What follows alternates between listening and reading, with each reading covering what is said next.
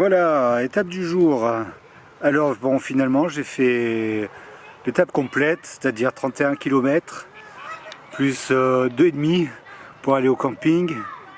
Donc ça fait 33,5 plus des tours. Bon, c'était trop long, excessif pour moi en tout cas. Quoique les autres aussi avec leur petit sac aussi se plaignaient quoi, c'était trop long. Je suis un peu cramé. Alors bon, j'ai pris ça pour les électrolytes. Évidemment ça à l'envers, ça s'appelle Colvert. C'est une bière d'ici. Des chips. Voilà, je suis à Péronne avec le grand centre sur la Grande Guerre là. Si j'avais divisé l'étape en deux, j'aurais pu visiter, mais tant pis, je fais l'impasse, je ne visiterai pas. Demain, alors bon, j'ai mes 2 km, là, je ne sais plus combien, 2 km et demi pour rejoindre le centre-ville. Ensuite, 17 km, donc ça va quoi. Demain, ça sera plus peinard. Je ne sais pas encore ce que c'est, je ne sais pas encore s'il y a un campement ou quoi. Je verrai ça. Voilà. Ma barbe pousse très rapidement, je trouve. Je fais un vieux con. De toute manière, il n'y a que des vieux sur le chemin, il n'y a que des hommes. C'est c'est toujours les quatre mêmes. Hein. Je suis au camping, je suis la seule tente, comme d'habitude. Je me dis que le jour où j'irai dans un camping où il y a des tentes, moi j'aurai un camping-car. C'est pas normal. Je suis le seul à faire du camping, c'est pas possible. Bon, sur ce, les amis, je sais pas à qui je parle. Des fois je dis vous, je dis les amis. Parce qu'a priori, c'est juste pour moi ces trucs. On verra. Allez, buonanotte. Je regarde pour appuyer, pour éteindre. Eh mais dis donc, t'as une grosse péniche. Tu es portugais? Coucou la péniche.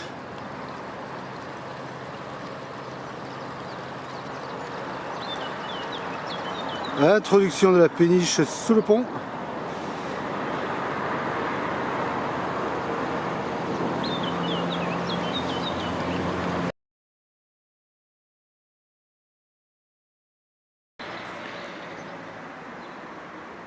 Ainsi l'église Saint-Jean-Baptiste de Péronne. Esta è l'iglesia di San Battista di Perone.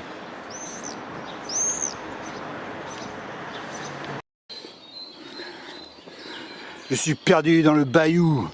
Une meute de chiens me suit à la trace. Je me suis évadé de la prison de Sainte-Rosée. Oh, c'est un joli passage, juste à la sortie de Péronne. Ouais, vite à Péronne. Et voilà, rien à dire. Rencontrer un jeune marcheur qui fait le Saint-Jacques, tout en bivouac, une bonne tête, cool.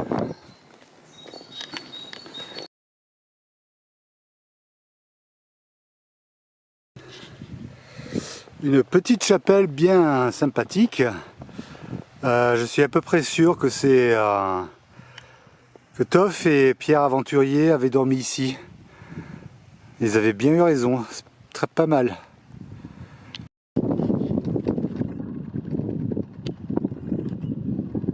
Alors il y a des bouteilles comme ça sur des piquets, avec le cul coupé. Avec le vent, elle tourne, elle tourne, elle tourne, ça fait du bruit. Et ça doit effaroucher les oiseaux et les lapins.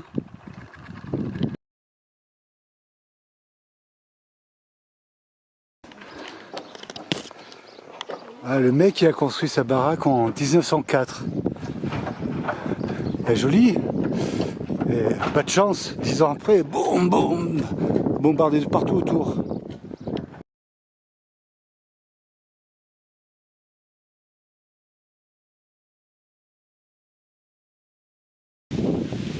Où on est? On est à Vraignes.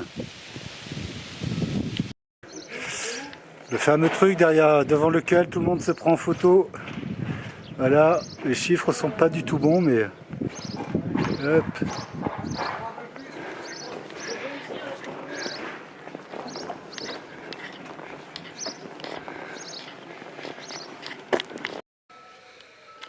Nous voici en présence d'une parabole vieille de 1795. Et voici qu'au détour de nulle part, nous tombons sur une sculpture représentative de Pierre Charrier, à moins que ce soit quelqu'un d'autre. Mais non, c'est Crénon. C'est un Crénon, Crénon de Dieu, poète. J'ai écrit des poèmes et je suis sculpteur et laboureur. Et Crénon de Dieu.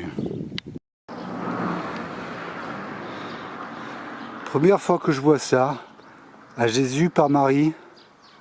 Ah, ouais, c'est Marie, spéciale dédicace à Jésus. Je te fais une tasu. Wesh Marie, wesh Jésus. Ben, pourquoi il complique les choses? Ça s'écrit plus simplement, ça m'attend.